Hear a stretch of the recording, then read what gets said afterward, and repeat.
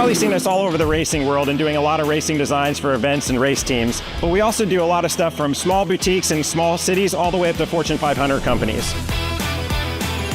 Your brand deserves to be seen. We print on more than just shirts, hats, jackets, bags, and much, much more. Custom corporate branding starts here. Well, hey, everybody. Welcome in to another edition of everybody's favorite racing talk show. I would say on the planet, but probably not. Anyways, we're broadcasting live multiple places around the interwebs. Showtime Bobby Chaffee right here. Rodney Rodriguez there to your left. And this is indeed the Revved Up Sports Show, the show that started it all, depending on how you look at it. The whole planet. It's got to be the whole planet, my man, because, I mean, at least that's what people tell me. That's what people tell me. And speaking of the planet, I think one of the topics of discussion will be, looky there. It's even raining on us. Yeah, good Lord. Yeah, well, I got lucky last night.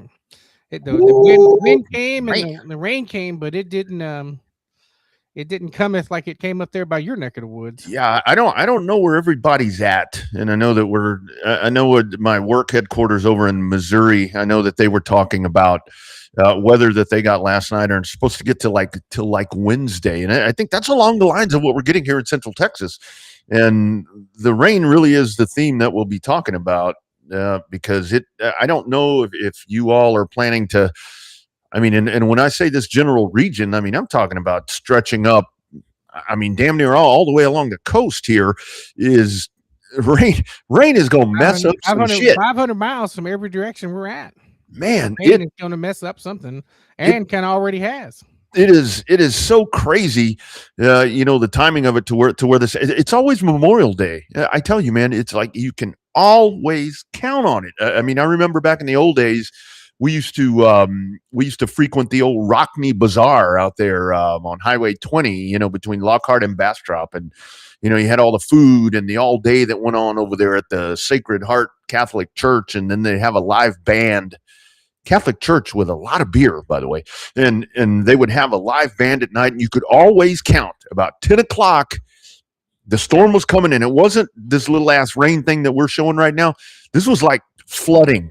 This is like what we're getting here all the time. Memorial Day weekend, all the time. And it's crazy when I think about Memorial Day, when you crack open one of those ancient mid-'80s programs, especially the ones that you have in storage over in the archive, and look at the racing schedule. This Memorial Day weekend is when most of the racetracks used to get started around here. Yeah. Nonstop every weekend from Memorial Day to Labor Day.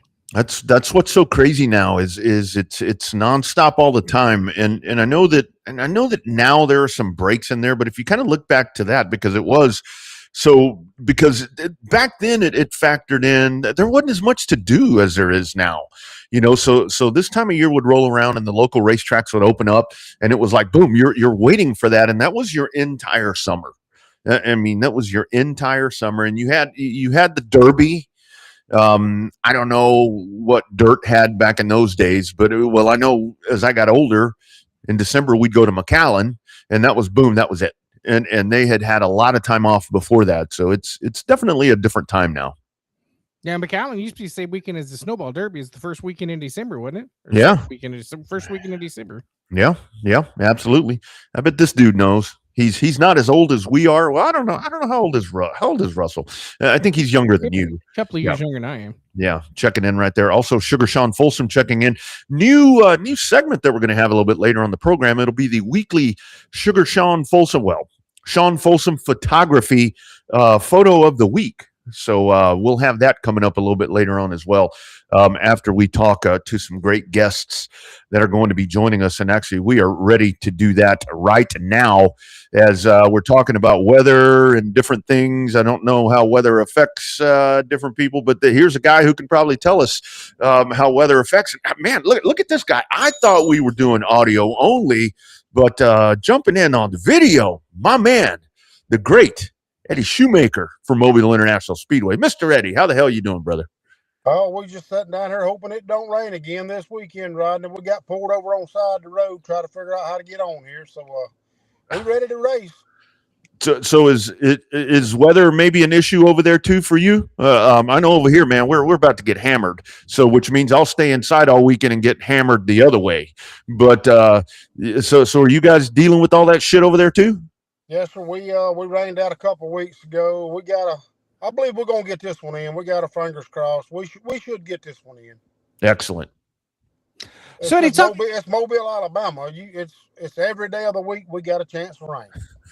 Yeah, I remember. Gulf Coast is that way. So Eddie, talk about the plight of the promoter on that deal. No promoter likes to have his place empty, especially with weather. But it's like, that's the one element you can't control is the weather. But by that point, if you call it too early and it doesn't rain enough, people are pissed off. If you call it too late, people don't come towards you. People get pissed off. I mean, how do you balance that level of where people are going to get pissed off this week on the World Wide Web? When we got 85% all week, pretty much just a given. You're gonna get it, and then it'll be so wet in the parking lot, so wet. Everything will be so wet you really don't want to race. And then normally what I do is I just call Mama. I said, Mama, start praying, and you tell me what to do. She'll let me. She usually let me know by Friday at dinner. And Eddie, that's for folks that don't know. We've talked about this on this and Dirty Air before. So this is like a double-edged sword for you because you got to not only do you got to deal with the Big Mama Oval right there, but then you got a drag racing. You got Mobile Dragway over there to deal with, man. So it's one way or the other. Somebody's not going to be happy with what you do. One way or the other. This weekend we got both tracks running, so we'll see how it goes. Absolutely. And this is what I call my humdinger. This is the Lee Fields Memorial. So we're going to do everything in our power to get it in. Maybe Mother Nature will help us a little bit. Absolutely. So Eddie, how cool is that to continue a tradition like the Lee Fields Memorial? I mean, we got big races all over the country, but it seems like these local memorial races that can draw people from a distance, they just seem like they end up being a lot cooler than a normal race. But talk about being able to continue to do a race of that magnitude at your facility. It's like I say, it's one of my bigger races of the year. It means a lot to me because it's Lee Fields. I've been going there since I was a tadpole, and this race here probably means more to me than any other race we're going to put on. So Miss Ida loves it, Lee's wife, and also we're going to try to put on a good show for everybody out that way too. And isn't that the great thing, Eddie, when having the track back open, I mean, and everything going right there, and there are so many parts. I think what you all have done so well is like, I mean, a lot of the history of Mobile International Speedway is still there, yet you're continually working to get it, into the more traditional day today. But still these kind of, and honoring these people that have been so important in the history of this historic racetrack. Yeah, it means a lot to me. It means a lot to the whole crew because the guys that's down there now, a lot of them, they've been there when Lee was still alive, still running it. So it's pretty much a lot of the old and some new, and we just mixed it together and we pull it off. Somehow we pull it off. Yeah, absolutely. So talk about the state of racing there in Southern Alabama. I mean, obviously it's not quite as simple as it was years ago. You put out a paper flyer and people say, hey, I want to come to the racetrack. There's a hell of a lot more stuff to do everywhere around the country. So what's the state of it? You have your regulars that are there every week, and then you got your visitors, and then, just talk about the state of racing. Is it just as easy as all the armchair promoters think it's going to be? It ain't easy at all. When I got the track, we concentrated on local racing. We brought back normal late model races instead of everything being a 100-lap race. We brought back 40, 50-lap late model race, trying to get the local guys back involved. And so far, we're doing okay. We're doing okay with all the local racing, and then we'll throw a big one in here and there, to give everybody else who likes big racing something to do too, just a little bit for everybody. But we concentrate on our local guys. That's what it's all about. That's the backbone of everything, especially at a place like Mobile. So, Eddie, talk about with the Lee Fields this year. You got UARA a part of it, and having that connection there with Ricky and his group. I mean, when they come to town, I mean, they come buttoned up and packed up and ready to go. Talk about that. Pro late models getting after it for 100 laps. What's your suspicions coming up on this one? They're gonna battle it out and brawl. It's gonna be somebody. The winner's probably gonna be somebody that races there or has raced there many a times. I look for it to be, it'll come down to a Dustin Smith, Jake Finch, somebody that's won there multiple times, and then you never know. We might have a sleeper slip in there and take it off. Yes, sir. Man, Eddie, the one thing I love about Mobile, the first time I got to see it was the first time I had to be a race director. And I show up to this great big half mile in the middle of basically kind of nowhere outside of Mobile. But man, oh man, does that place put on a show. High banks, no wall, just wide open all the way around that damn thing. Talk about that track itself. How cool is it for that place to be? I remember during the drivers meeting, I said, when the green flag drops, you can go. They kept asking all these extra questions. Well, what does that mean? It means when the green flag drops, this place is fast. Button up, boys. Tuck them up, put them on the dash, and go. Yeah, we've had like one of our last races, I think we had sprint cars there, and we had a pretty good turnout. And some of them guys had never raced Mobile. And after their first little practice out there, we was talking with them. I said, the best thing to do is hold it to the floor, and it will let you know when it's time to lift. Which it's high banked, and you can get around. It's a fast track. They say it's the fastest track in the South, and I'll be damn, I believe them. Yeah, absolutely. Totally agree. Totally agree. So, Eddie, let's talk about, you mentioned those local divisions. And again, you've grown, the legacies have really blossomed, and your pure stocks and your sportsmen and all of them. Kind of talk about that continues to be a work in progress, but it's the main thing is it looks like what you have is you have the continued support of those teams.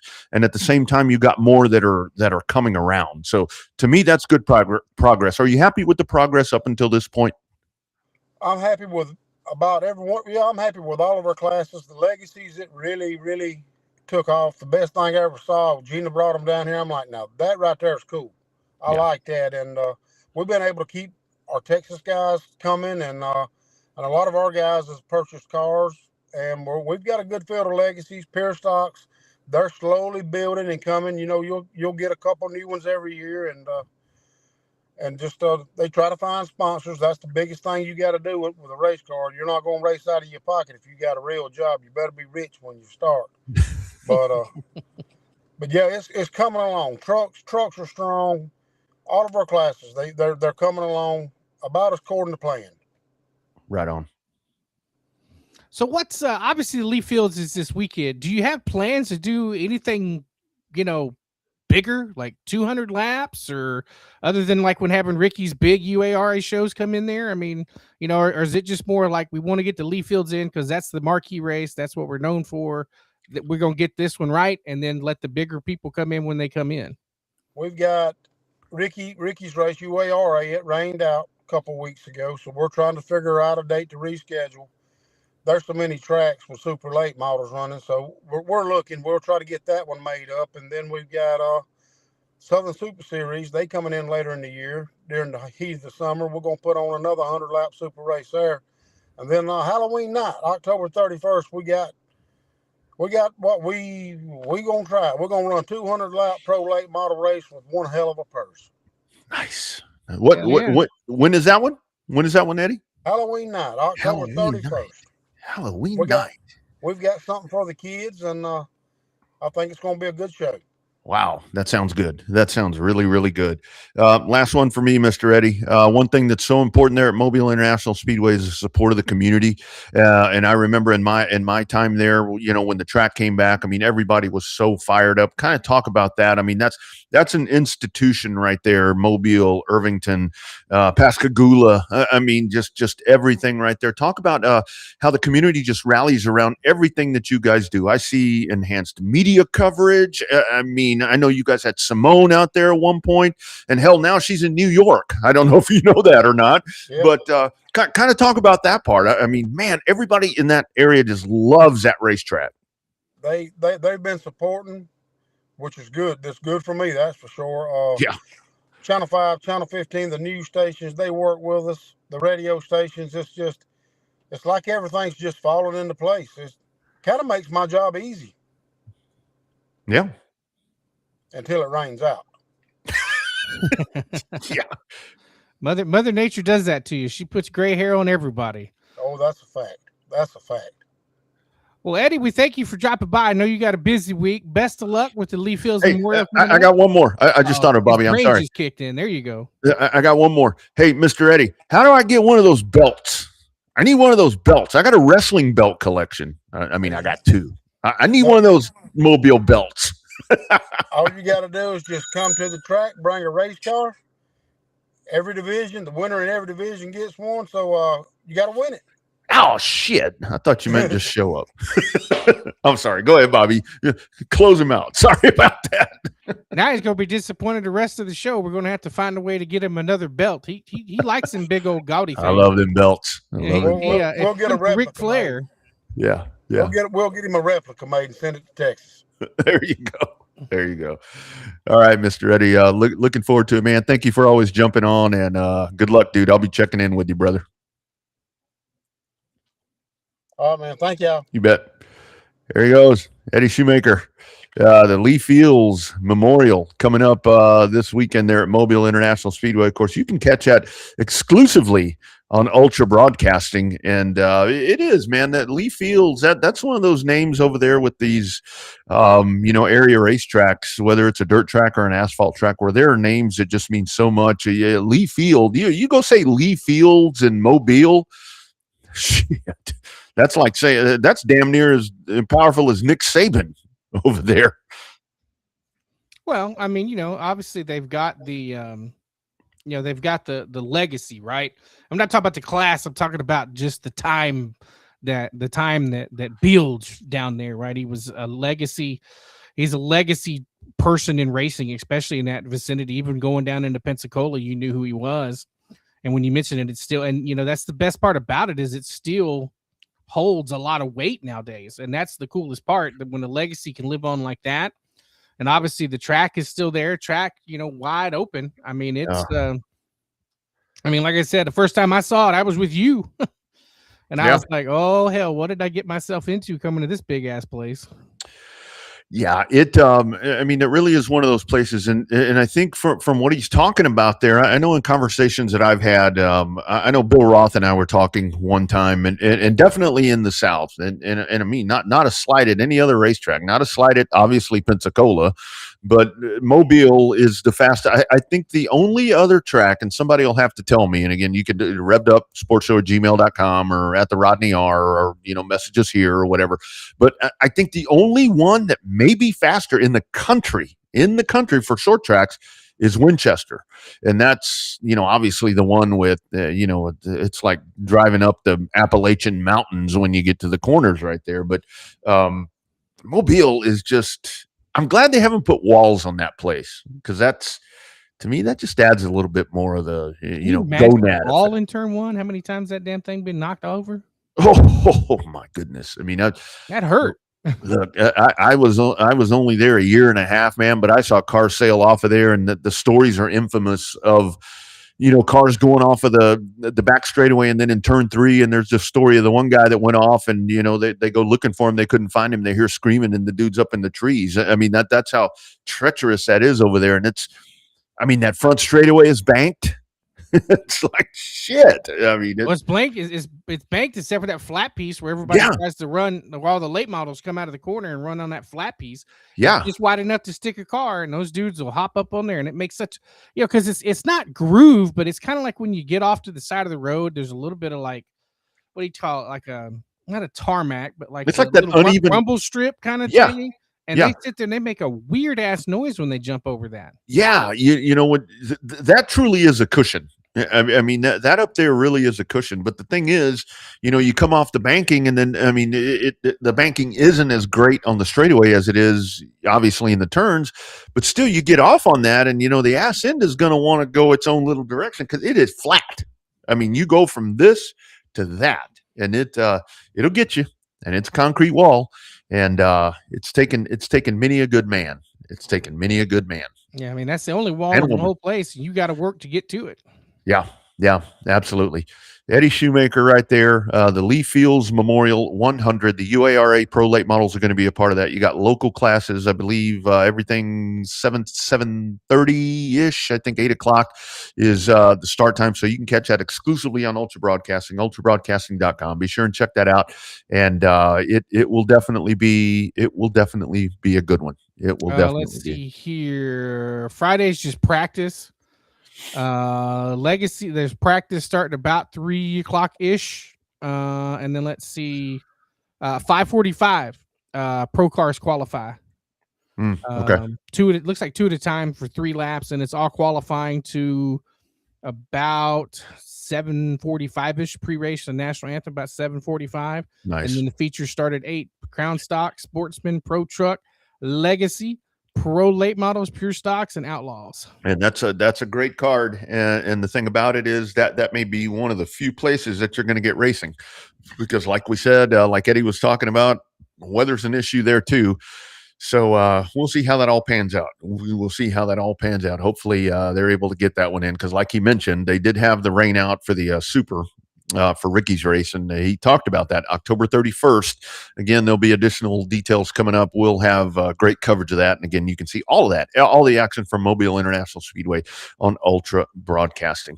And scheduled to join us here at the bottom of the hour, probably about 8 minutes out, we're going to talk to one of the aces here in these parts when it comes to dirt track racing. Trevor Egbert will join us, and we'll talk a little bit about some of what he's been getting into, because that dude will run anything.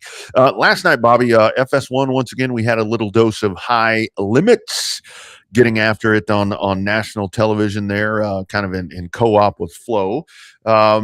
Again, nicely packaged. Felt a lot like, feels a lot like Supercross. Feels a lot like a Supercross show when they do something like that. What they have, 35? I think they said 35 sprint cars. Got it all done in just over 2 hours. Just under 2 hours, a nice made for TV. I mean, I think the TV package helps when they don't show hot laps. I mean, I don't think you really need to show hot laps on a national telecast. I mean, a lot of people say they'll watch anything, but I mean, just in terms of like regular hot lapping, you don't need to see that, especially not on a national TV broadcast. Well, and that's, I mean, that's part of the thing when you package something up like that, and you're going to try to sell it to a different demographic, is when people are watching something like that for the first time, as they're sitting there watching that, and it's like, obviously, I got it. Here's an example. So I got a text last night from a buddy of mine, one of our radio buddies here in Austin, where I guess he came across that. He was, you had the Knicks and the Cavaliers last night, and he was waiting for that to start, and he turned it on, and right about the time it ended, he had flipped back over, and he said, okay, how many? And again, this is the NASCAR part factoring into this. He's like, okay, so they're done here. How many laps is the next segment? And I'm like, no, that's it. That's all. It's over. That's it. And he's like, well, that sucks. It's different. You're going to a new audience when you do stuff like that. It's not a Flow audience. That's an FS1 audience. It's kind of like it's like trying to get your two different sets of fans in the stands, right? Mm-hmm. Your hardcore fans, those are the ones watching on Flow. They're not even watching on FS1. They're not watching the simulcast. But your average fan seeing something different. Oh, what's this car with the wing? Or, oh, did you see that one flip and fly? Or, oh, wait, they say Kyle Larson? I recognize that name. Yeah. So it's kind of like that's your casual-ish fan coming to watch that. And I think they'll get some people hooked.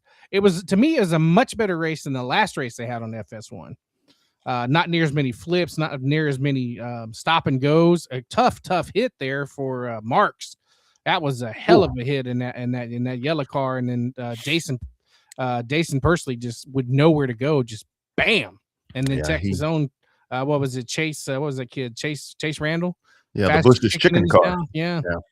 Tough hit for him too. So, I mean, it just goes to show you they don't have to flip to be pretty violent crashes.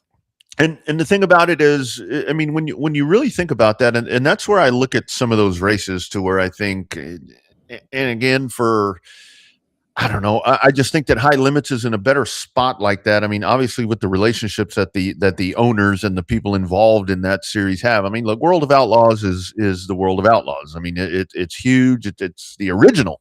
It's everything there. But I think that those relationships right there enable High Limits to be able to jump on FS1 in different spots like that, and showcase dirt track racing. And I did see, again, this can be our little bit of a weekly sampling of the keyboard warrior thing, to where it's like, people bitching that the World of Outlaws isn't on FS1. Well, I mean, maybe they need to try to figure out a way to get on one of those things. I mean, it's just easier, I think, because of the name recognition, like you talked about last night. When people see Kyle Larson and these different names pop up, I mean, that's instant draw that you're going to get. That's free. That's free. That's free. And there's not a lot of push, when High Limits goes to these. Every now and then you'll see somewhat of a tease, during one of those talk shows where they're all yelling at each other all day, where it's like, coming up tonight, High Limits, but it's very instantaneous. And it's all social media is how they're doing it. So it's a good way to get the product in front of people, I think. Well, I mean, I think that every once in a while you'll see an outlaw show pop up on CBS, network TBS, but it's a week to 2 weeks behind. It's not live like it is when High Limit goes to FS1. So the one thing I noticed, maybe you'll agree or disagree, I feel like High Limit acknowledges the World of Outlaws and their racers and their competitors and stuff like that. They acknowledge it way more that they exist, and Outlaws acknowledge that High Limit exists. Because I heard it multiple times last night. Oh, he was your outlaw winner at so-and-so Speedway, and he was your outlaw winner at so-and-so Speedway, and ran this during Knoxville Speed Weeks. And, I just feel like the broadcast team is more open.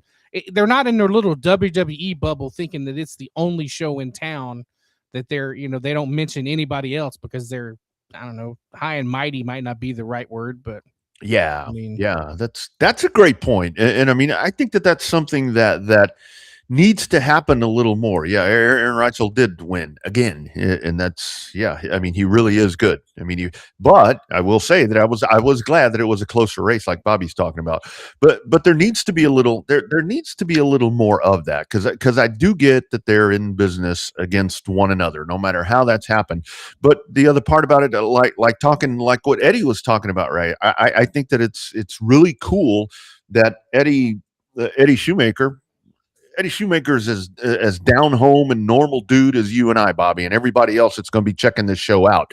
What Eddie does, Eddie's got ASA and UARA and sprint cars, and I mean, he's got them all at his track. I mean, that's impressive. That's impressive, and it's okay to coexist. Ain't got to like each other, right? Just coexist a little bit, I think, in my opinion, like you're talking about. Well, I mean, I think it's no different, I mean, obviously, if two people like the same old girl, you're going to get a little competition. But, if you both want to be in the same place at the same time, like no different than buying a car. You got another, when you're looking at a car, you're probably not the only person that looked at that car. Yeah. So you got to find a way to make it work. And, you got to get on it while it's time to get on it. And I just think, like I said, I just feel like the Outlaws they just try to be oblivious to the fact that everything else exists, when I think that's a negative thing. But the drivers will talk about it. I mean, one time when one of the dudes won at Cotton Bowl a couple of years ago, he says, "Oh, I'm just testing my stuff for High Limits at TMS." Yeah. They cut that part out on the replay they had on CBS about a week and a half later. Yeah, that's the other thing, to where it's like when you act like it's not, that's kind of that elephant in the room thing, that we talk about, to where it's there, and you don't have to sit here and talk about, well, I mean, don't give race dates and all that, but I think it's good business. I mean, because in the end of this, and this is what we've talked about with the racetracks, is we're all in this together, to steal a Disney line.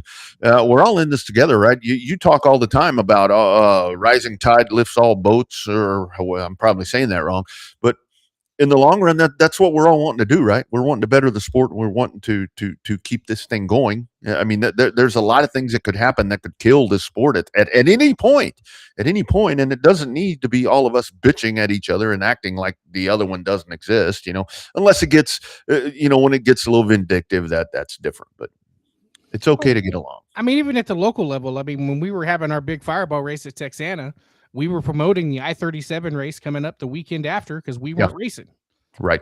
We were promoting the big race at Race Ranch that unfortunately Mother Nature got a hold of today and washed out because we weren't racing. Right. And then on the tracks, the days at the tracks that I aforementioned are racing against us, I'm not promoting my fans to go to another racetrack. Right. There's certain times in place where it's okay to promote other places when it benefits everybody. That's right. That's right.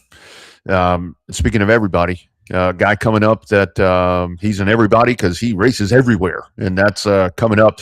Trevor Egbert with us momentarily, but first, ODS, the official apparel provider of the Revved Up Sports Show, of BC, of me, and of racers all around the country. Be sure and check these folks out, whether you're looking for T-shirts, caps, whatever it may be. They're going to take care of you, and they're based right here in the Alamo City in San Antonio, home of the San Antonio Spurs. Looking for that 2-0 lead tonight, repping this stuff because I got to get ready for the game coming up after the program.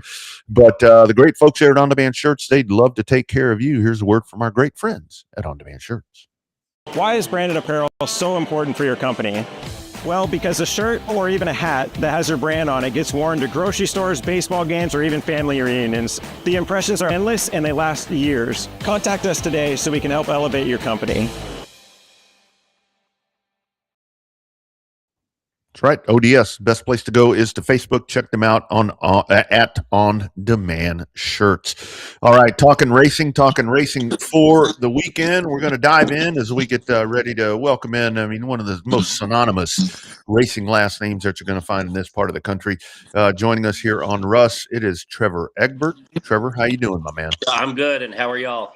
Doing well, my man. So are you weather watching? You trying to figure out what the hell you're going to do this weekend? Yeah, I'd already kind of canceled some plans. We were going to go run the little all-star tour there, and it washed out 2 of the nights. So weather permitting, we'll probably end up at Kennedale and then Waco Sunday. Absolutely. So how do you pick and choose your schedule? I mean, you've been running stems a little bit here and there, and had the race down at I-37. Now you're going to run the All-Star. We're going to run the All-Star Tour. I mean, are you just like a roll the dice and go with it, or do you have is there a method to the madness on which track you're going to show up with that night? Well, it's a family deal. We've got Ryder, my son races, and then Jet, and he's my stepson. He races, and the perfect scenario is we're all at the same track together. Does that always happen? No, but that's what we like to do. And then also, we might as well call him my son-in-law. He races as well. So there's a lot of us racing. My dad, my brother. So perfect case. We're all at the same track, but it doesn't happen very often. Absolutely. There's a lot. Yeah. Trevor, so let's talk. Bobby mentioned right there about stems. Let's talk about in a third place run there at I-37 with some of those San Antonio, South Texas guys. Kind of talk about stems this year. Your thoughts on it? They're kind of broadening the horizons a little bit. Your thoughts 2026 on that series? Yeah. So this is our first year to run it, and it's a very well put together ran show. So that makes it a lot of fun. As us being drivers that kind of make you feel important, they ask for your input. It really does feel like it's catered towards the drivers, and that's real important with how expensive everything is. I mean, everybody wants to feel valued. So if they're giving that kind of value to you and respect towards you, then I mean, why not keep supporting them? So, Trevor, maybe this is a mindset thing. The one thing that Rodney and I have noticed over the years from doing this show and doing the announcing, it seems like the guys and gals that are in the upper divisions, if you will, your bigger, more money classes and stuff like that, when it comes to doing interviews like this, when it comes to interacting with the fans at the track, it just seems like you guys and gals get it and you understand that. Is that because you have to when you're in the bigger classes, like you mentioned, like stems wants to be super interactive with the drivers and stuff like that? Is that something that you're taught, or is that something that you just inherently know you got to do because of the series you're racing? Well, when we first started, I remember my first win and getting on the microphone and not knowing what to say and being so shy, and it's kind of like watching the kids when they win now. It just comes kind of naturally as you get older. And we're here to help promote the sport. We want fans in the stands and all of that stuff, but we also, sponsorships help. So if you can get on here and give a shout out to, Ellis Air Systems, who is a big sponsor to us, or Speed Secrets, something like that, you're bringing more to the table for them, and hopefully they feel recognized, and it just helps. I mean, especially with the way the economy is, and all the 38 kids I just said that we help with racing. If you sponsor my son's car, you're sponsoring our whole race team, really. I mean, so it helps for sure. Yeah, yeah, absolutely. And see, I mean, you know what to do right there. I mean, sponsor drop. I mean, boom. I mean, you know how this shit works. I mean, there's absolutely no doubt about it. Trevor, so I do want to ask you, because we had this discussion last week, kind of after the Boot Hill race with the factory stock, and so forth. I know you have one hell of a fast IMCA stock car. Kind of talk about the stock cars, man. That especially coming from a guy like you that has run the stock cars for the amount of time that you have with the success. Just kind of talk about how great those cars are still. I mean, factory stocks are fine, but give me some stock car love. Yeah. So I always thought of myself as a modified racer, and whenever I'd run a stock car, I kind of felt like, I don't know, I'd rather be in a modified. Well, now we're back on a modified, and I really miss my stock car. The stock car was fun. It was it's a very competitive class, and you can go anywhere and run them. You can go just like a modified. I can run a little bit of hand-me-down stuff, still some of my brother's old shocks or my dad's, and still be competitive. And that's really not the case with the mods. You gotta have your stuff way too together, and doing it by yourself. The mod is really hard. The stock car, you can get away with, I'm not going to say half-assing it, but you can get away with a little less on it. But looking back there, I mean, they're the most fun cars to drive for me. I love them. Yep. So, Trevor, one of the things we were talking about last week, we were talking to Marcus about the All-Star deal. And it seems like, and we've seen it with stems, and then we see it up in North Texas with some of the outlaw stuff.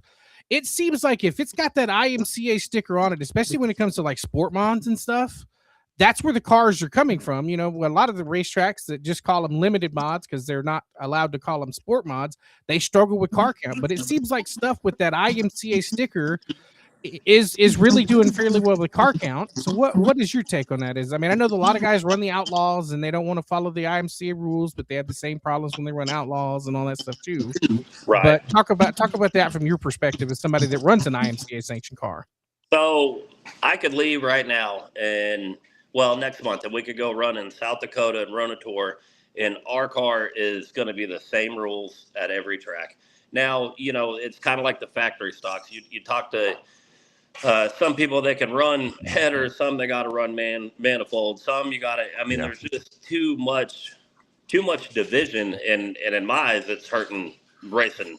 Altogether. You go to some tracks in Dallas with a sport mod, and you can have a quick change, and you go to other tracks, so when you run IMCA or you run a sanctioning body, for the most part what you're racing against. Yeah, no doubt about it. That's the biggest thing. If I were to have a street stock and go run in Florida, I don't know what I would be racing against. But if I take my modified to Florida and run an IMCA race, I know exactly what I'm racing against. So, yeah. Yep, great balance. I do want to ask you. You talked about the kids and kids and more kids and all that. How about for you? At one time you were the kid. You were the little one. Yeah, with that long family tree of Egberts, and now kind of talk about that part. And yet you keep the competitive nature. Kind of talk how it all comes full circle. You're still a young dude, but man, time flies, and she's going even faster these days, isn't she? You ain't lying. So what's funny about that is before the kids started racing, I would always hate for someone younger to beat me. Oh man, it would just irritate me. Just young little whippersnappers coming up and they, were fast one night and they beat you, and nothing would piss me off more. And now, as I see our kids racing and doing good and winning, now I love to see a young kid beat us. It's weird, kind of how that's changed. We're out here for fun. We're not trying to go to the next level. We're not, we're out here to spend time with family and have fun and watch the kids race and help them out. Really. Mm-hmm. So, Trevor, for your kids and the Egbert clan, it seemed like it was easier, more natural progression to get the kids from the seats into the driver's seats. What's the key to get some of these other kids out of the grandstands, or hell, even just getting kids in general to a racetrack so we can get that next generation of racers, of Take this fans, away. of whatever? What's the key to get some of them here? That is a great question. I think you could probably make any kid or tell a kid that he can do it, but it's truly a lifestyle. I mean, it's a lifestyle for the parents. So the parents are I'm not going to say we ever pushed our kids to race. By no means. It was natural for them to want to race, but they've got to have the same as my dad did for me. I mean, the understanding of what it all takes. I mean, because most families, I mean, you're asking a lot to sacrifice basically everything every weekend, for one of your kids to go race. And I mean, it's hard. It's a lifestyle. I mean, as cliche as that is, but it really is.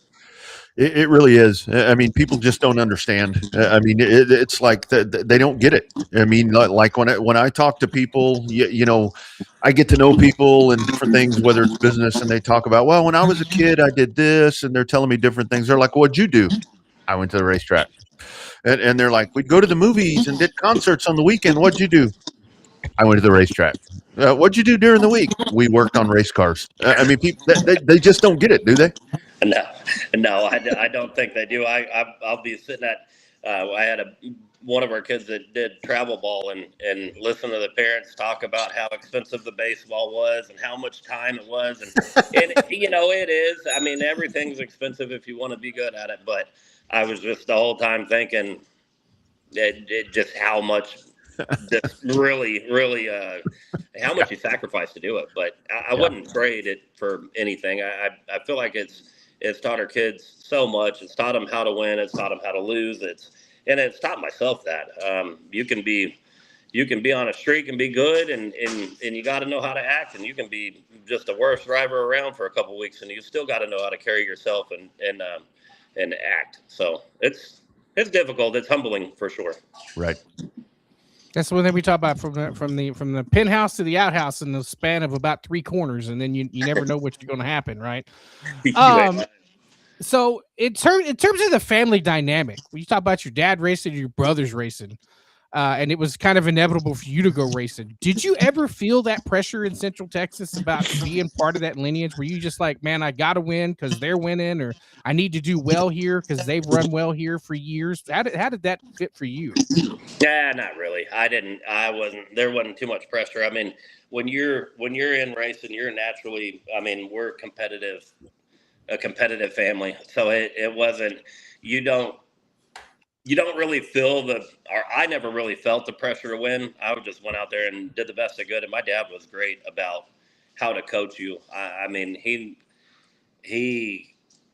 would never come in, and I mean, whenever I would come in off the track, he would never be yelling or hollering or why'd you do this or why'd you go to the bottom or why. He was, it was pretty amazing how well. I know he wanted me to do good and wanted me to win, but it was never. He wanted me to maintain good car control and not drive over my head. That was his main thing.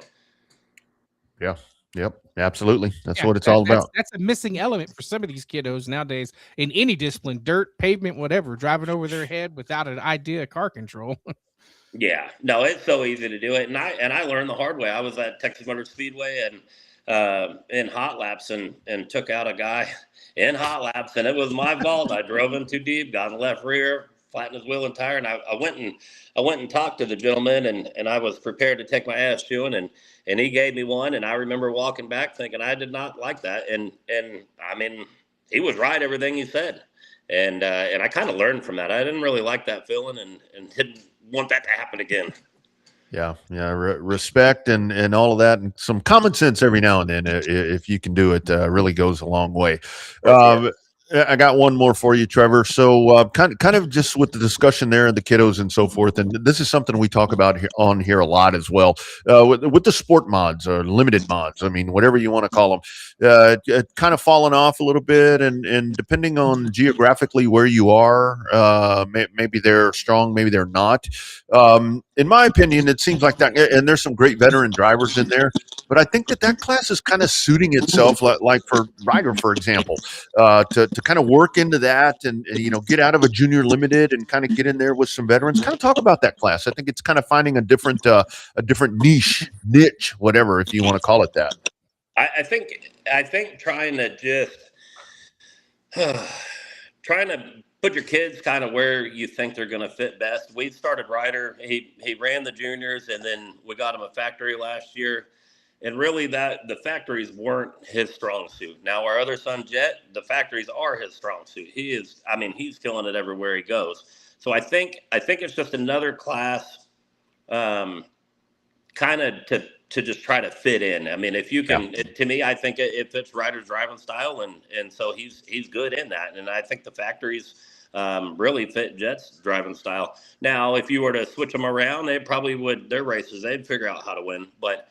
I like the limiteds. I think they're a good class, honestly. To say they're cheap, that's just nothing is. I don't care. I mean, when you start just adding up everything, nothing is cheap, but it probably is a little more affordable, maybe. I mean, of course, if you want to run up top, you've still got to spend the money. So, yep. I don't know why they're dying the way they are. I wish they wouldn't. But I don't know if it's just them. I think it's racing in general. I think it's all classes across the board. I don't. I did notice when we were down in Pleasanton last week, and I don't even think they were they running sport? They weren't even running sport. Yeah, nope. And that's kind of abnormal. But so I guess they've kind of really fallen in the South Texas area. We haven't really noticed it up here. We, around the Dallas Fort Worth area, Waco. I don't feel like we've really noticed a full drop in the sport mod division. I wouldn't say. That's about right. Yeah. So, yeah, we had a promoter one time that said, "Never say a class is cheap. Never say it's entry level. Say that it's cost effective." Is how we were supposed to do those classes where it was a little less cost of barrier to entry, if you will. Well, we're racers, and we like to race for money. And I mean, hell, it was 2 weeks ago we were at Boot Hill watching Jet race for $30,000 to win. And so anytime you start throwing money, there's going to be people that spend the money to try to make the money. We're racers, and our math doesn't really math up. We'll spend 30 grand to win 10. Some say we're not that smart, but. Yeah, that's definitely what we do. All of our math in pencils. That's for damn sure. That's for damn sure. Trevor, we appreciate you jumping on, man. Good luck with the rest of Stims, and hope you get to race this weekend, dude, because things are looking kind of shady. So we'll see how it goes, man. But good luck, and hopefully we can do this again later on this year, man. Appreciate you, brother. Yeah, thanks for having us on, and we enjoyed it, and race on. Yeah, there you go. All right, brother. Take care. All right, thanks. Bye. You bet. Thanks, Trevor. There he goes, Trevor Egbert from the famous Egbert family of racers. And that is a tree. That is, man, so many that have just been crazy good and continue to be. And there's more, as he's talking about. There are more in the woodwork. Yeah, it's crazy. And they're all, like I said, they're all the Egberts are fast. Every single one of them. They all, whatever class they're running, they always are pretty damn hard to beat. And that's a bad thing. I mean, that's what you want. I mean, that's what you want. Everybody's there for the camaraderie. One of the things I was going to ask Trevor, and I think but I think he kind of in a roundabout way answered it, was, the camaraderie aspect of it. I mean, obviously, because he talked about going to everybody race together at the same track and stuff like that. So I think when you have that family lineage and you have that family aspect of it, I think it changes the dynamic. I think it changes, some of that camaraderie because you've got the family bond. It's the people like you and I that didn't come from racing families. I mean, your dad raced. Obviously, nobody in my family raced except for my uncle, but you didn't come from a long line of racing Rodriguez's. You didn't.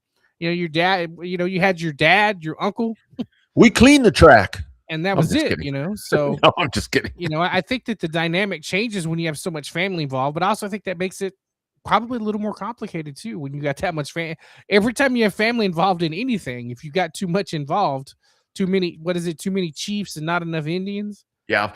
Well, and I think that that's a big part about it, to where you have the families, and I can tell you this. I mean, just from, I mean, the Egberts are one of the families that I can talk about that were really good with this. Like when we came in, I mean, it was when we sailed over on the boat into the world of racing, it was obviously for us two of the biggest ones. Well, in San Antonio. Like I will tell you, the Oates family, the Howell family, they were extremely gracious to Dad, and would welcome him in and welcome us, and yeah, different things, and they were kind of the staples here in San Antonio that were,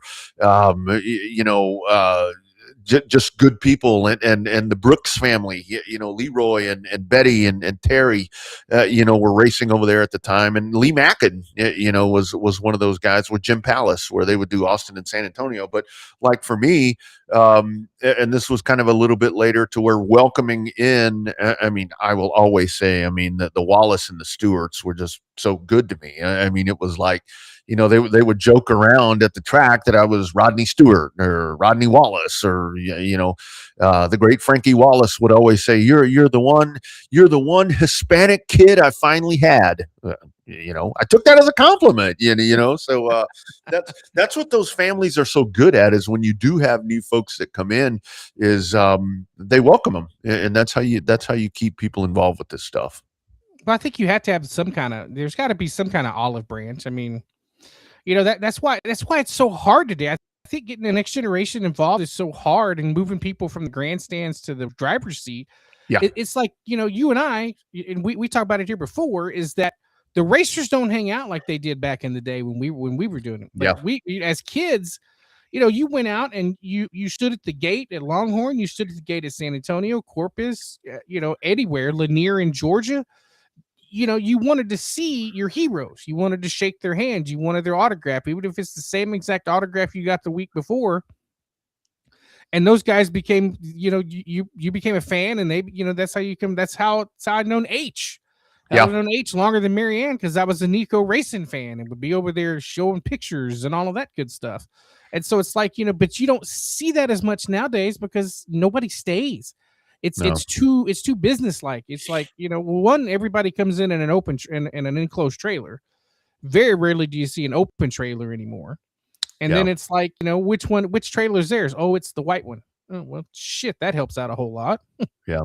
Well, and I think a lot of it is with the competitors is, they don't want to, they don't care to know you. I mean, they don't care to know me. I mean, it's, because, and then at some point they never get to know you. They never get to, have conversations with you, and then you start beating them and they don't like you. And it's never, I mean, with the Jake Wallace thing, I mean, I could tell you one of the first feature races where I had like a legitimate chance to win there at Austin is, I mean, I led the whole thing, and then something happened. I got took out at the end, and then got my spot back or whatever, and I'm driving along, and I still think I'm going to win. And Heath Stewart drives by on the outside and wins, and whatever. And that night there was a track dance going on. They had a track dance on the backstretch like we used to do over there. And that's one of the first nights that I bonded with Jake Wallace, because he walked up and he's like, "That's my cousin, but I fucking wanted you to win." He was like, "I was going for you." And that doesn't happen anymore. I mean, you don't care to know the people. I mean, those lifetime friendships and shit. You don't. It just doesn't happen anymore, and that's sad, because that's one of the most important things I think in this sport, is that you build those relationships and the friendships, and it's just a really good thing. It's just a really good thing. Speaking of longtime friendships, I mean, one of our longtime buddies, I mean, Sugar Sean Folsom, a part of the staff right here at Revved Up Incorporated. That's not a real incorporation, just making shit up here as we go.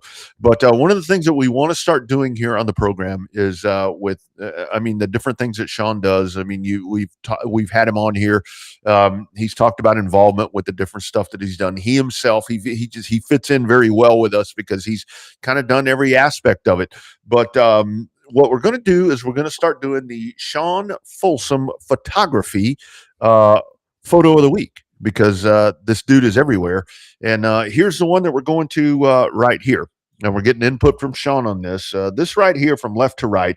This is Kane Kibosh. And again, you're going to know these names right here, the last names. Madison West and Alex Balch. And what Sean said he liked about this one right here, he said, look at the determination right here. Look, the one kid's hanging out of the car. I mean, that's how you do it right there. Look at that. That's great photography. And that's you got one below the white line right there. Hey, dude, they get after it. And what a great weekend it looked like for the quarter midgets.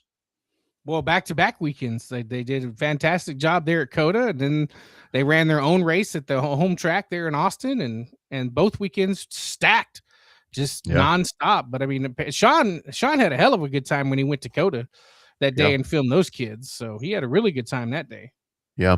And you can definitely tell right there with those. And again, when we talk about youngsters being involved with racing, in my opinion, especially even more right now, I think that the quarter midget program is so imperative, I think, in getting involved, because what they do is they actually, it's super easy to have a lot of money and throw a kid out in one of these cars and just let them go buck wild out there and make a lot of mistakes. Like Trevor was talking about, not that Trevor did this. Times were different back then. Not that Trevor's that old, but I should probably just stop talking right now with all the stuff I'm saying wrong here. But what this does right here, the quarter midgets really do. It's a time where you've got these families that are involved in this, and they take them and they teach them. They teach them how to race, and they teach them the different things about it right there. And this really does show, like Sean was talking about, the grit and the determination that you see in them. And that picture is very, very evident right there. And Sean does check in right here, and he tells us, I mean, this is what it's all about. My second time shooting quarter midgets, a really great group of kids and parents. And that's the whole thing about it. That's what that group is all about. And thank goodness that's still a part of that. That's it. But like Bruce and other guys have talked about, it does tend to get a little cattywampus sometimes, but they do a good job of kind of keeping it in place. Yeah, speaking of grit and determination, dog Rusty is killing me for treats tonight. Oh, well, sitting there trying to pay attention to the show, and I got a dog trying to jump on me, but he's half blind. He's about 3/4 of the way blind, about 3/4 of the way deaf. So no, he's probably sensing that we're getting more weather. That we're going to get more weather tonight, because you folks, there it is. There's our theme of the day.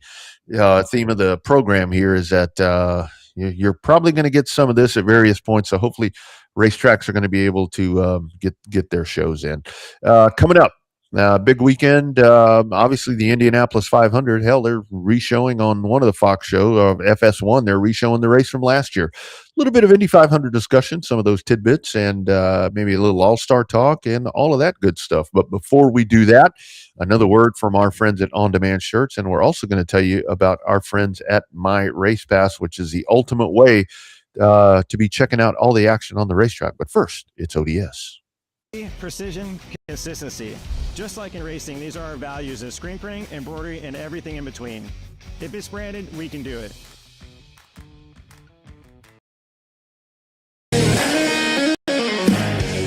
Welcome to the My Race Pass app, the #1 app for motorsports fans. We want to make sure you get the most out of your My Race Pass app experience. With your new free account, you can use the My Race Pass app to see race day information, including event entries and official lineups and results for over 600 organizations across North America. You can also see track information and purchase online event tickets for select tracks.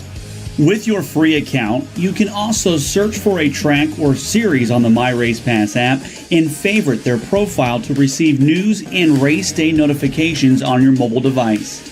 To see more information and to see which app subscription is best for you, be sure to visit getmrpapp.com. My Race Pass, the ultimate racing resource.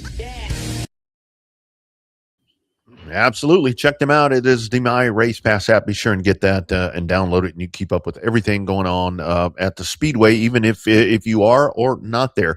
Also, want to tell you about audiovisual consultations, avconsultations.com, 512-255-8678. If you're looking for that ultimate home speedway, home stadium, home theater, whatever it is, don't just have to watch sports.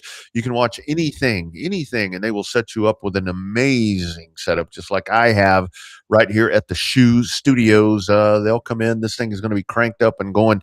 Here in just a little bit with Spurs basketball. There's some hockey playoffs tonight, but coming up over the weekend, there's going to be lots of racing that will be on the 3 screens right here. I've got a 75, 265s, and I may be adding something right here behind me. avconsultations.com, audio visual consultations. Check them out on the Facebook and on the socials. 512-255-8678. Check them out today. AV Consultations. Speaking of the weekend, let's kind of rewind it just a little bit. And again, this can be a very long discussion. All-Star race. And this is where I happen to think it was a good product. I happen to think that it was what an all-star race should be. Mayhem. I mean, you want shit going wrong. You want wrecks. You want all that stuff. But still, we've found a way to have a problem with it. Well, I think the first 2 segments were good. Our races, segments, stages, whatever the hell they were called. Like I text you, that All-Star race was good until it wasn't. When it came time to go to the pay window and half the All-Stars were out due to crashes earlier in the races that didn't matter, Denny Hamlin stuck up that show. Yep. I'm not going to go RTP it and just take a shit all over it. I mean, I thought that we talked about it from day one. That total race length was 350 total laps. The points race at Dover, 400 laps. Too long. Too long for an all-star race. They've been on the NASCAR channel. They've been showing some of the past Winstons. I think right now, the thing that I've been hearing the most support for, and I think the way that they, what's old is new again. They want to take the Clash back to Daytona. The rumblings that we're hearing, the industry kind of does a little bit. The fans, because they're getting so much nostalgia back, they want to take the Clash back to Daytona, making it exclusively for pole winners. They want the All-Star race to be exclusively for race winners. But the biggest thing I'm hearing is that move the All-Star race to its own unique night. Move it to Wednesday night, the week before the 600. Basically tonight. Move it to the night. Then you got qualifying on Thursday, truck race on Friday, O'Reilly Auto Parts race on Saturday, and then you've got the big race weekend with the Indianapolis 500, the the Canadian Grand Prix in the middle, which I think is going to be weird as hell, and then you get the 600. So I think that's just a way to, I don't know, like that's so weird saying the Canadian Grand Prix the same day as the two of the biggest race in North America, easily, the Indianapolis 500. And you're going to run a race in Canada at the exact same time. But that don't make no damn sense. Yeah. But both of those races, in my opinion, the Clash and the All-Star, should be a prelude or kind of an appetizer for what you're looking for the intended purpose, which in those cases is Daytona and the 600, the World 600. And that's exactly what they were. The Clash, the 20 lap, sprint race. It was a sprint race. That's how they build it. And what it was doing, it was getting you ready for the week that was to come, because you had everything else. And really the 2 week, 10 to 14 days, really, at some points. Because it was on the heels of the 24 hours, and then you had the ARCA 200 at the time, and then they had the late model Sportsman. So it really, and then boom, you pop that in there, but it wasn't everybody in it like it is now. And the same thing with the All-Star race, those 60 lap races where it was like, to me, an All-Star race, you have to have a prerequisite to get in. This is like if you're going to do, let's say that the Major League Baseball, for example, if you're going to have the All-Star game, let's go ahead and take the top 150 hitters in Major League Baseball right now based on stats.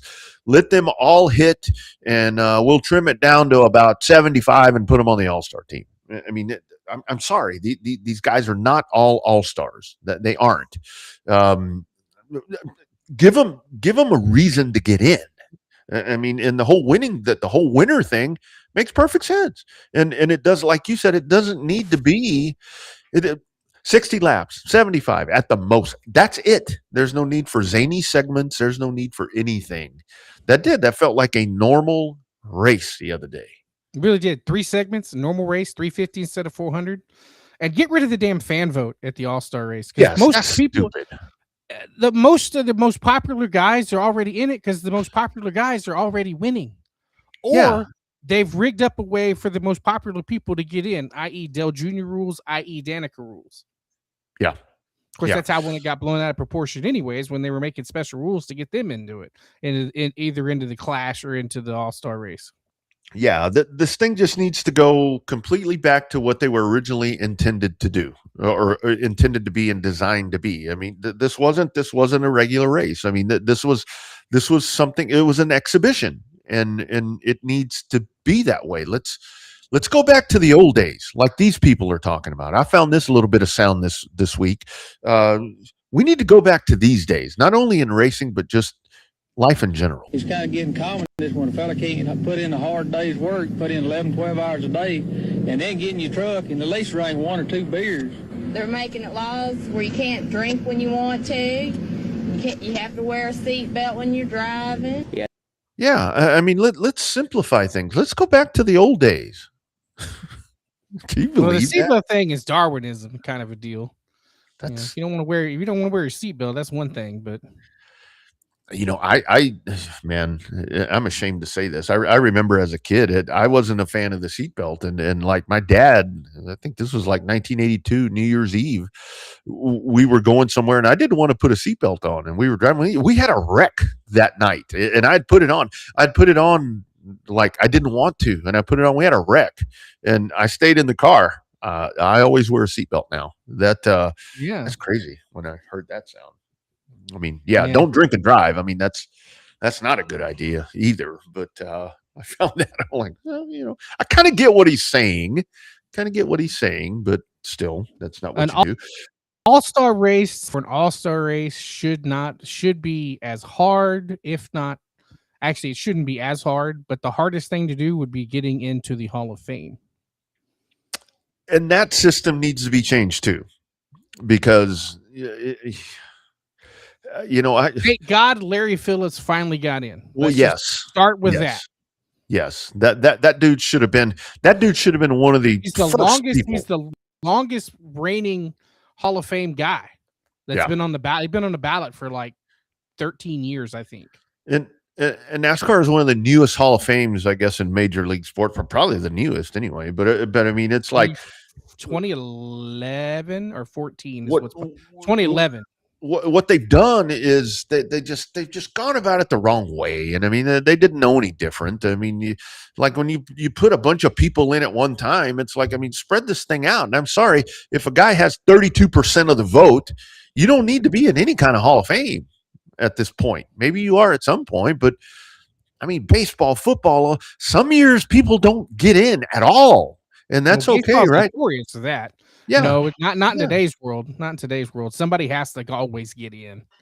Well, but not necessarily. It's like, well, it's not as I'm comparing apples to oranges with the participation trophy, but I mean, when you think of who gets in, like the fact that Greg Biffle didn't get in over Burton, I think Jeff Burton is a great voice for the sport. They call him the mayor for a reason. Biffle's got more wins. Biffle's got 2 championships in the trucks and the O'Reilly series, and finished second in the Cup standings, the guy that came closest ever to doing the three-peat. Yeah. But somehow Jeff Burton gets in over Biffle. It's like, now Harvick, I can understand Harvick. We knew going in first that. Ballot Hall of Famer. O'Reilly Series champion, Truck Series owner championship, Cup Series, 60 wins, ownership championships, all that stuff. That's Hall of Fame worthy. Yep. That is a Hall of Fame worthy resume. Larry Phillips, 5-time NASCAR National Series champion. That dude should have been in years ago. Yeah. And it's like, the problem is it's, and I get on that tangent again, as somebody that just went to the Hall of Fame 2 months ago, it is too damn Cup based. And I get that the Cup Series is the premier, but it is not the NASCAR Cup Series Hall of Fame. It is the NASCAR Hall of Fame. Well, and the other part about it is you don't need to have, I mean, like this whole modern vote, all of that. Because some of those guys are going to get in. Yeah, you don't need to separate all this. Do it all on one thing. Have a percentage. I mean, I think like these 75% things, maybe it's a little high. Maybe make it 70. And if nobody gets in, nobody gets in. And if you still want to do the landmark award or whatever all these other thing is, that's great. But you know, and the Squire Hall, I mean that's extremely important. I mean, I love that award. I mean, you definitely have to have that. But I think, and the whole thing with Biffle, I mean, I see all the outrage, but again, Biffle's number was pretty low, just like Neil Bonnet's, and I mean, every number that Neil Bonnet's ever had. If you were looking at based on a pound for pound percentage thing, he wouldn't have got in, just as he hadn't yet. But Biffle, and I mean, I was thinking about this earlier, and this is going to be very unpopular. I was always a fan of Greg Biffle. I loved the aggressiveness. I loved how he raced. But when he retired, he kind of rode off into the sunset. Nobody even thought a thing about it. He was gone. Nope. He wasn't one of the most popular drivers when he was racing, but now, I mean, after the fact, and a lot of it was for the humanitarian stuff, which I extremely applaud. Great racer, but a lot of this is a Cletus effect again. That right here, a lot of people that love Greg Biffle wouldn't know who the fuck he was if it wasn't for Cletus, and that's true. That's true. It's true. I mean, and like yesterday, the outrage, and I get. I mean, Biffle's resume is better. Quite frankly, I don't think either one of them needs to be in there right now. So, I mean, the problem is that the way that Phillips got in is because he got moved to the Pioneer ballot. To the Pioneer, right? He didn't get in through the normal. You know, they divided up between modern era and basically, I understand why they did that because you know you got to have people in a Hall of Fame that people are going to know. You can't just have, you know, not everybody's going to end up being not everybody's going to know a Red Byron or a Junior Johnson or a, you know, Wendell Scott. Not everybody's going to know those names, but you're going to know a Jimmy Johnson. You're going to know a Kevin Harvick, Bobby Labonte. Those guys you're going to know. So I can understand getting them in. I'm just disappointed that Larry Phillips only received 38% of the Pioneer ballots. Yeah, that's to me. That's a travesty. Burton received 32% of the vote over Neil Bonnet, over Randy Dorton, and over Greg Biffle. Yeah, and that's where, like, all of that presentation yesterday, like when Larry Phillips got in, I didn't get to see it on the NASCAR channel. I'm just so a lot of it, what it was, Bobby. I don't know if you can go back and rewatch this, but I mean, a lot of what they were doing after all this is announced is introducing us to Larry Phillips, like justifying why Larry Phillips got in, and I'm like, I ain't questioning that guy. Tell me why the other people got in. Tell me why Jeff Burton. I mean, I know why Jeff Burton got in, but then Miss Kennedy. Sorry, I don't care about that. It was like, look at this resume of Larry Phillips, and it's like, man, I know all that. He should have been in a long fucking time ago. He should have been a long time ago. He should have been in 5 ballots ago. Yeah, but I mean, I think at some point, you know, you tighten this thing down.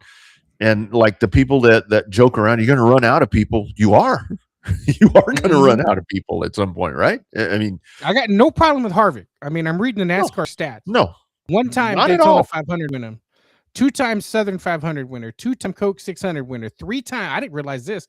3-time Brickyard 400 winner. Yep. And then, not to mention, he has all the owners' championships. And what he's doing now, I mean, like they said, you know, he owns racetracks. I mean, he's a broadcaster, and so much of this too.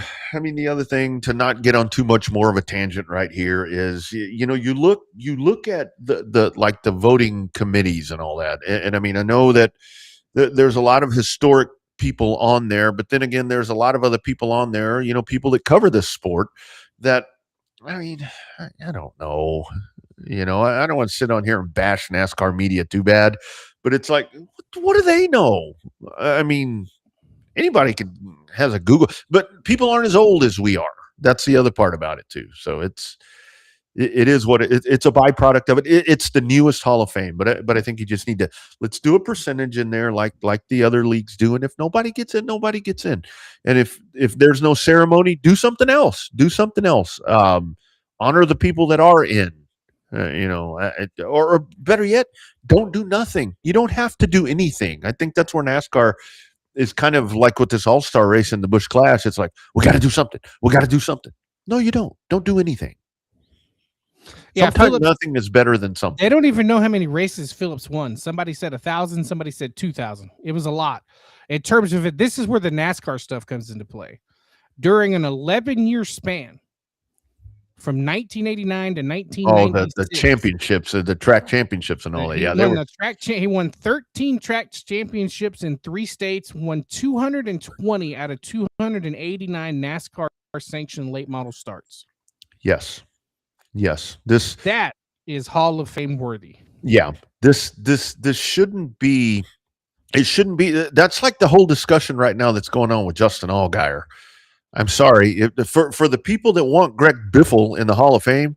I sure as shit hope that you're not going to tell me that Justin Allgaier shouldn't be in the Hall of Fame, because it's to me that's a Hall of Fame career that he's had, and he's still going. He's going to be going for a while, with what he's doing. But it doesn't have to be just Cup, like you said. It's NASCAR, and you talk about finding ways to get people in the Hall of Fame. With the Larry Phillips thing, I think maybe it was finally, well, let's get him in there, see if maybe some of the grassroots people will appreciate that and kind of give us some kudos, which I hate to say that, but I think that that's probably a part of it. Maybe. Yep. So anyway, maybe they just realized it was time to let him in. Well, yeah. Let him in. He's earned it. Yeah, we can say let him in. He's earned it. Yeah, Larry Phillips, one of those, and it'll also be Kevin Harvick, who Jeff Burton and Lisa France Kennedy, which she's very accomplished. Everything that they talked about yesterday, I didn't know that she did all of that. I think I'd have put T. Wayne Robertson in, but I don't have a vote, and that's not surprising. So anyway, Indianapolis 500 coming up. It's going to be Alex Palou. This guy's unbelievable. Is it going to be an Alex Palou benefit race, or somebody else got a chance to beat him?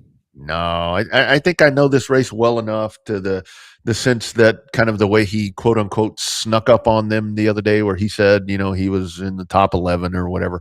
I think that he may jump out and maybe lead a lot of this race, but I don't think he wins. I don't think he's going to win. I think he finds a way to, whether it be getting in trouble or something goes wrong. I'm curious to see what happens with Alex Rossi. So apparently, does he have to go to the back?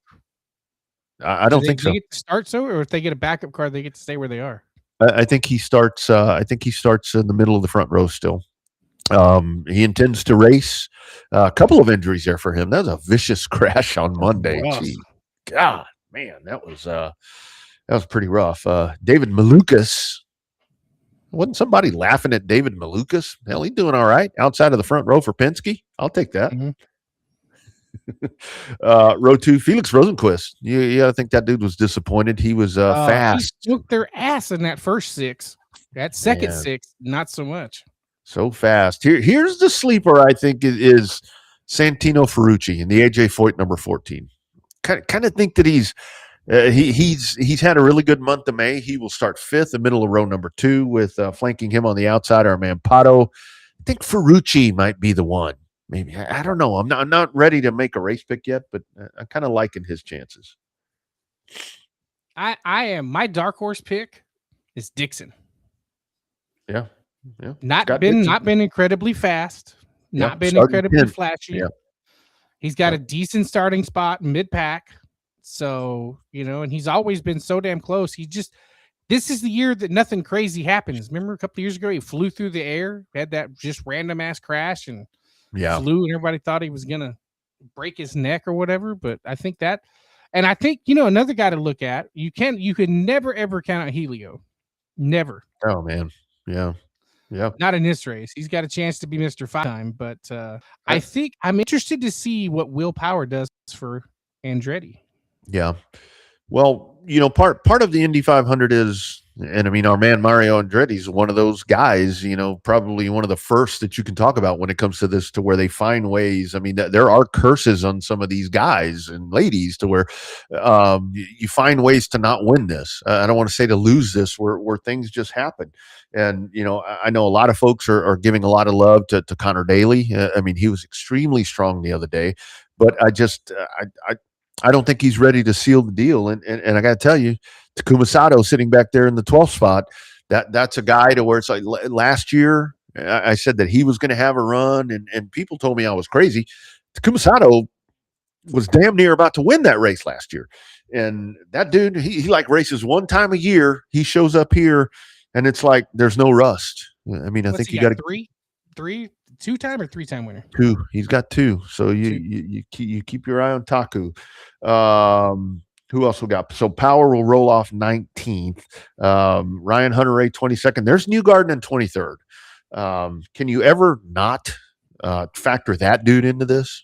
Joseph Newgarden at Indy, they never qualified that bad. Yeah. Yep. Except for the year they all missed it with their Mercedes. Was that Mercedes Motors the year all the Penske cars missed it? Yeah. Yep. That's right. Kyle Kirkwood, who's been really good, he starts in 25th. Right next to him, going for the double, it's Catherine Legg. Can we just wish her the best? That's what I'm gonna say. Get all 200 laps in and get all 400 laps in. That's all you can ask for. Yeah, it's like, I mean, I see this immediate. She'll be the first yellow. No, she's a good racer. I mean, I think her goal is to run 1,100 miles. Is she going to win either race? Probably not. I mean, I'd say her chances are better in the 500 than the 600. But it's like, man, let's just wish her well. Come on, she'll roll off Mick Schumacher next to her. Let's get the balance of the lineup here. Graham Rahal not starting 33rd this year, so good for him. 33rd will be Jack Harvey. And TV personality, Jack Harvey. That's right, Jack Harvey. And the most popular name starts 31st, Stingray Robb. So there's your first yellow right there. Yeah, that is your first yellow right there. It is not going to be Catherine Legg. Hey, she's in a Foyt car. I think she's in a good place. So, looking forward to that. Curious to see with, now that they've kind of changed stuff up on the hybrid with the push to pass and all that. That push to pass gives you a lot of horsepower. I mean, that's a good amount of horsepower right there. They've kind of gotten rid of the whole half-ass pushing the button to where there's a minimum amount and all that. That's something really cool to check out. And hopefully Formula One, because Formula One's getting so much crap about that. Yeah, absolutely. So I'm looking forward to the 500. I'll be up early and checking that good stuff out. Before we get out of here, I do want to ask you a couple of on Amazon Prime. Not on Fox. Prime. The Fox portion is over. Well, Amazon Prime through San Diego. And this is where we go back to with the whole streaming versus Fox battle. Is all of the folks that don't like to have to go to streaming, they're excited that it's going to Amazon Prime because it's no longer Fox. Mm-hmm. I thought you weren't going to watch. Come on, they'll find a way to watch. They'll find a way to bitch about stuff, or they're just going to watch the YouTube highlights, which sometimes you have to do.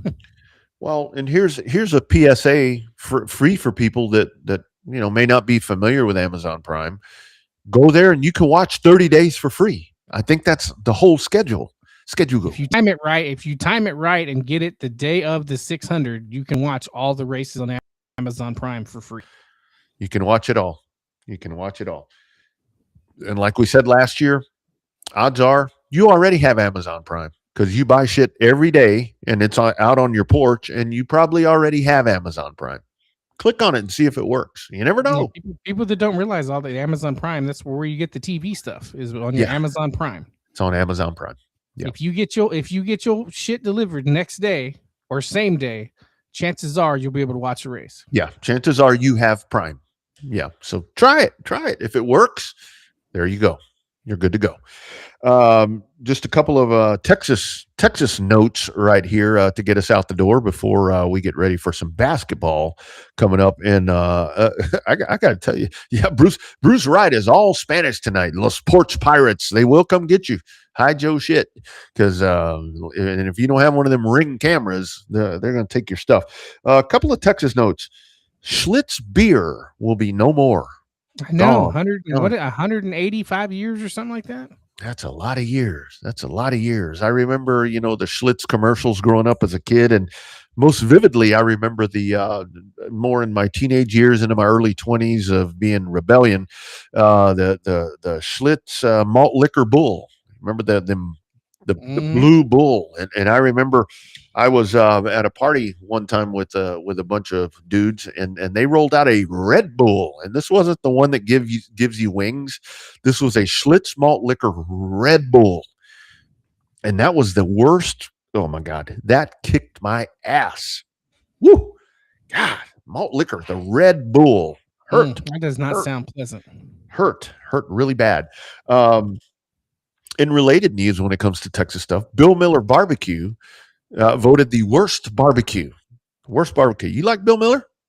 Not really. I get their chopped beef leftover sandwich every now and then. That's about all I get in there. You can get the now breakfast tacos are damn good. I enjoy the breakfast tacos. Well, but I don't get anything barbecue related on my breakfast tacos. There's actually one just a few miles here from this studio, and I had some the other day, and I had that aforementioned that you can get the two chopped beef sandwiches and a side and the tea. You can get that for like $8.99, and it was good. Yeah, that's about the only thing I get on the menu other than breakfast tacos. So I will say that, but like the rancher plate, which I will say, because I will tell you that barbecue is just way too expensive. I get the price of meat and sausage and all that is out of control at this point. But I will tell you that it's affordable. You get a rancher plate for $14.99, 2 meats, 2 sides. Yeah, that's not bad. It's not bad at all. But as that's voted on, they rolled out a cheeseburger. Did you see that? Yeah. They rolled out a cheeseburger. And from what I've heard, the cheeseburger is really good. Supposed to be really good. Oh, my God. Bill Miller Barbecue. Yeah, let's not dish on them. You're right, though. It's a breakfast taco staple is Bill Miller Barbecue.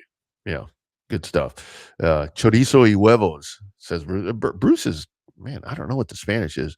Freckles talking about Red Bull. Freckles, you are way too young to know about the Red Bull that I'm talking about. I'm not talking about the Red Bull that you young kids. This was like a 16-ounce malt liquor with a Red Bull on it. And famous last words from the man that told me this. And I ain't gonna lie, it was a brother. He said, "Have this. It will rock your world." It did. I woke up the next day and I'm like, what in the hell was in there? And the bull was mad on the can. I mean, it was like the bull was a lot more pissed off than the one on the blue. Yeah, I may try some of this new HEB barbecue. Hey, let me tell you something. I have had that, and I know everybody's in the barbecue business right now. Look, I'm a barbecue snob from where I grew up, but I like Bucky's barbecue. I think Bucky's barbecue is damn good. HEB stuff is good. I had some of that. We tried that a while back, and it ain't bad. It ain't bad. For me, it comes down to affordability. This stuff is out of control. Out of control. Yeah, especially if they go in and see Terry Black's. Oh, that's really out of control. Hey, that's a friend of mine. But you're right. It's out of control. It is. It is. I don't know, man. This is where I kind of back to the Bill Miller thing. If I want barbecue bad enough, I will have Bill Miller rather than waiting in a 4-hour line for barbecue. If I just need that taste of brisket, or I need to have some sausage in my mouth, I will go that kind of sausage, the cooked sausage. I will go to the Bill Miller before I wait 4 hours. Oh God, I'm gonna send that cut to BK right there. And I will much rather go to Bill Miller for the. Yeah, that'll be the guy that gets a hold of this. We'll fix that at some point. BK, that's gonna be a drop on that afternoon show now. It's one of those things. But lay off the Bill Miller. Boom, right here. Thank you, Bruce. If you want to. Oh, Dickie's is horrible. That was worthless ass barbecue up in the Metroplex. Yeah, that I don't like to cast shade at people, but yeah, that one it's just not there. It is just not there. I'll tell you. I will tell you, it's just not there. Anyway, yeah, clip of the week. The clip of the week right there, Sugar Sean Folsom. If you missed that, boom, there it is one more time. The Sean Folsom photography photo of the week, and we will have those coming up each and every week right here on hashtag Real Race Talk. All right, my friend, rest of the week for you. Batten down the hatches. And batten down the hatches. Gonna try to get some plans. It's hard to judge with the rain and stuff coming. Like the radar looks like it's going to be a complete coverage from Dallas all the way down to the Valley. But yet then they're telling you it's only a 60% chance of rain, and it's not going to rain everywhere. But yet the Futurecast radar shows it raining everywhere. So I don't know. I may try to get to the community pool. I may reorganize the garage a little bit. Definitely not going camping. That much I do know. For a couple reasons. Yeah, no shit. Yeah. Rick. Now, Rick, this, I don't know, man. Up here, well, Rick's from up here too. There are different spots of this particular one right here that, and again, I'm not going to say the name because I know people within that organization. It's hit or miss. It's hit or miss. I can't sit here and slam them. I do like that spot. I do like that spot. I also like Smoky Moe's. I think Smoky Moe's is. There used to be a Smoky Moe's right down from your old studio. Yeah, still there. It's still there. And there's one close to the new studio too. But yeah, so there's our theme right there. It looks like there's going to be a lot of rain happening for the Texas folks. You may still have hope with Kennedale. You may still have hopes with Waco. And again, Waco's a Sunday show. By the way, Selby Holder, great job right there. I saw what he did on Facebook. There was an issue with I believe it was a stock car last week with some mounting spots and so forth for some of the suspension on there. Again, you talked about IMCA, the importance of IMCA and those stamps and those stickers. You go back, you check the history of the car. Mm-hmm. There you go. That's IMCA. So, yeah, great stuff there. Well done, Heart of Texas Speedway. Of course, Mobile, you can catch that right on Ultra if you're checking in on Ultra. Fun show. Eddie Shoemaker, Trevor Egbert, Sean Folsom Photography, photo of the week, and rain. Hopefully it doesn't affect everyone's plans. Let's hope not. Hope not. Yeah, that's all right. Okay, enough of the rain. Hopefully we don't use that again. Coming up next week, we'll have all of this and more. And no sausage in my mouth or Bobby's next week. We can continue the barbecue discussion next week if you like. All right, my man. Hope you have a great rest of the week. If you travel safe. If you're out and about, turn around, don't drown. All of those safe things. Find a racetrack. If you can't find a racetrack, find a streamer and check that stuff out. Showtime Bobby Chaffee in the southern part of Texas. I am Rodney Rodriguez in the a little bit more northern part of Texas, and we will see you guys next week for more hashtag Real Race Talk right here on the Revved Up Sports Show. Take care, friends.